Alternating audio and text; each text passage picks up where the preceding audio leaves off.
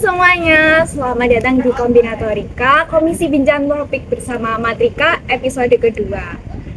Hari ini kami menghadirkan cerita dan pengalaman Matrika kita yang berprestasi dalam program kebijakan FMIPA dan program Mahasiswa Wirausaha atau biasa disebut sebagai PMW.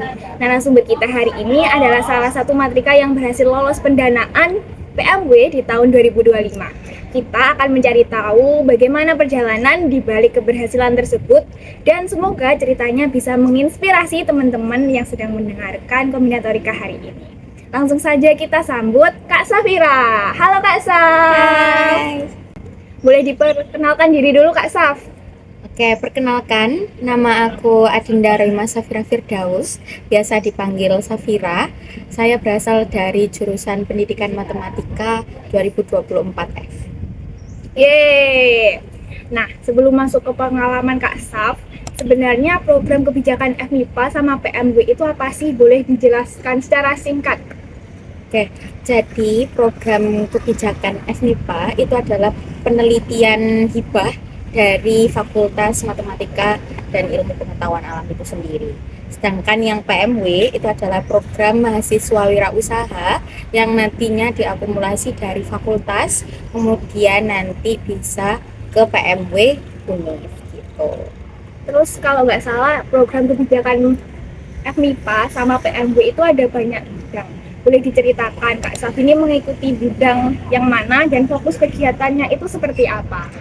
Oke, jadi kalau yang di program kebijakan FMIPA itu bidangnya di bidang pendidikan. Untuk yang program mahasiswa wirausaha itu aku di bidang bisnis digital. Wow. Kemudian awal mula tahu tentang program kebijakan FMIPA sama PMW itu bagaimana? Terus kok bisa memutuskan untuk ikut? Jadi seperti ini.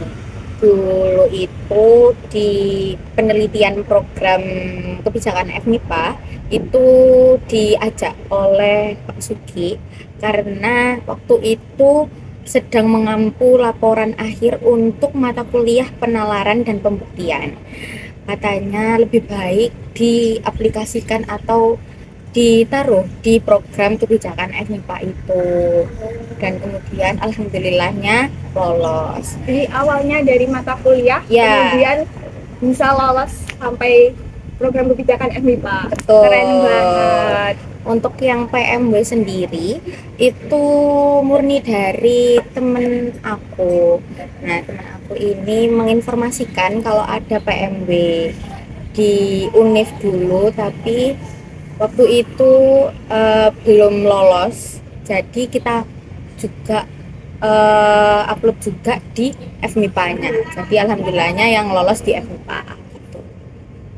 Kemudian ide dari PMW sama program kebijakan FMIPA itu dari mana Kak Saf? Yang pertama, kalau program kebijakan FMIPA itu tentunya dari laporan akhir untuk mata kuliah penalaran dan pembuktian.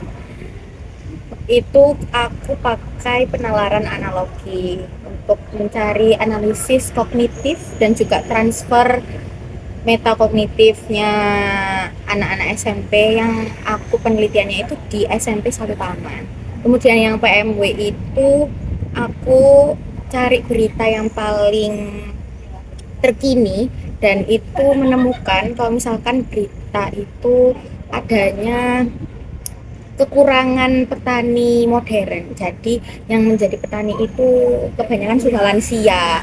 Jadi aku bikin kalau di PMW itu namanya tani kuart gitu. Dari namanya aja udah keren. Iya, kasih. Ya, sama-sama. Kemudian kan ada anggota tim ya Kak Saf tadi. Gimana sih Kak Saf waktu mengajak mereka terus meminta mereka untuk bergabung? Sebenarnya itu aku juga diajak, tapi untuk berdiskusi tentang ketua kelompoknya siapa, kita memutuskan untuk aku yang jadi ketua kelompok di PMW maupun program kebijakan FMIPA itu sendiri. Jadi untuk mengajak sendiri lebih tepatnya karena kita sudah mempunyai tujuan yang sama ya. Untuk kalau misalkan memang di program ini kita harus berdedikasi dan harus berkomitmen, betul.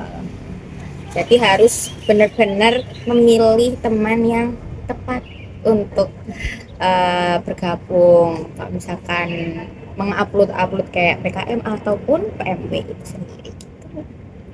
Baik, kemudian waktu mengikuti program kebijakan FMIPA sama PMW, menurut Kak Saf itu tantangan terbesar apa? Menurut aku tantangan terbesar sendiri itu adalah ketika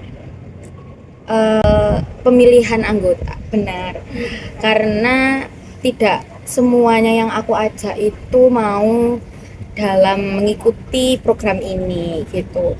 Terus kemudian tantangan yang kedua itu saat pelaksanaannya, kebanyakan itu kan pendanaannya itu tidak langsung 100%. Contohnya di PMW itu ada beberapa tahapan, jadi ada 2 tahap. Tahap 1 itu dikasih setengahnya, 50% dari jumlah pendanaannya.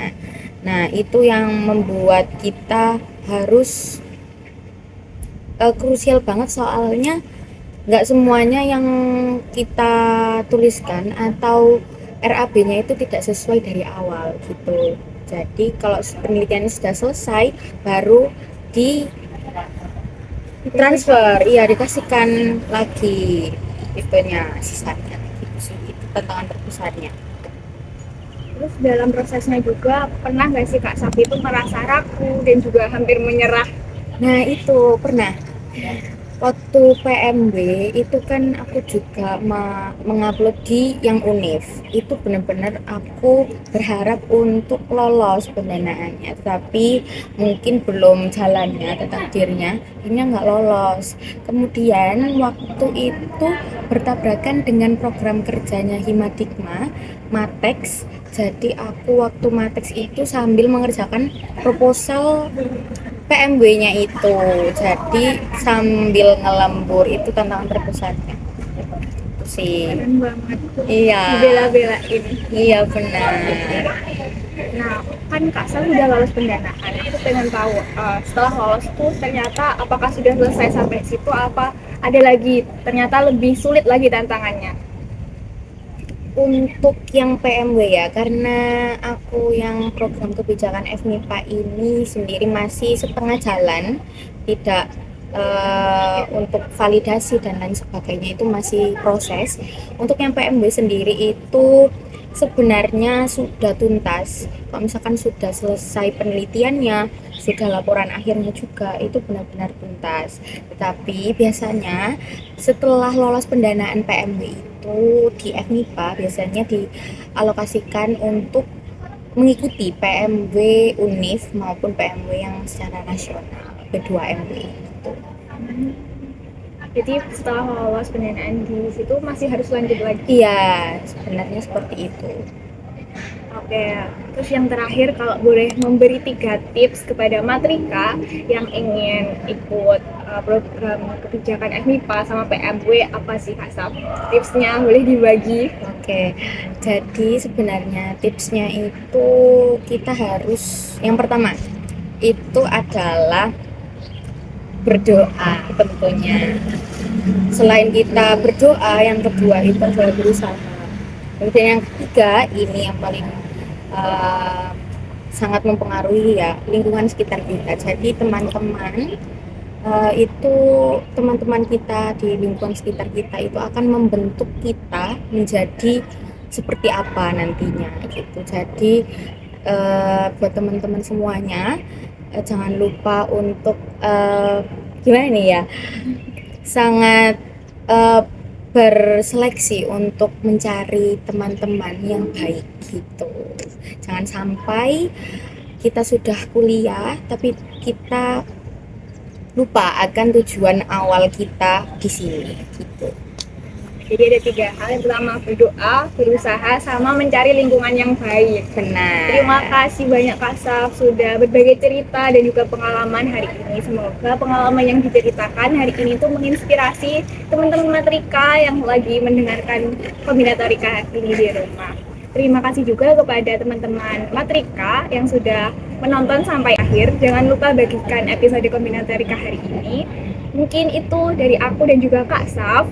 Kami berdua pamit undur diri. Wassalamualaikum warahmatullahi wabarakatuh. Dadah.